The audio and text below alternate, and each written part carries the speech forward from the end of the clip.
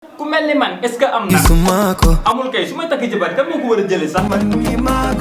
moo gën de nga jëli ko comme ça man ma laaka man yow nante nga mais ngeen foog ne du ma takkandoo ñaari jabar ah boo ko xam mbaa mu sedd mais sama xale bi moom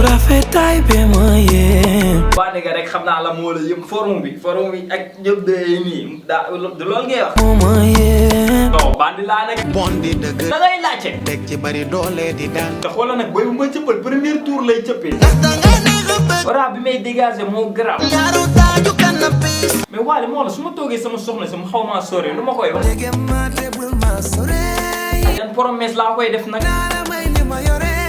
su xawee nekk foofu di def ay caprice nag lu ma koy wax ah ma waxaat ko lan te man si kanamam damay séeréer non mbëggeel mën na lu ne lu mbëggeel mënul gisuma ko Amadou ñaanal ma takk sama xale bii waay amiin waay ma léegi damaa war a toog sama kër sax balaa maa génn xale yi di ma génn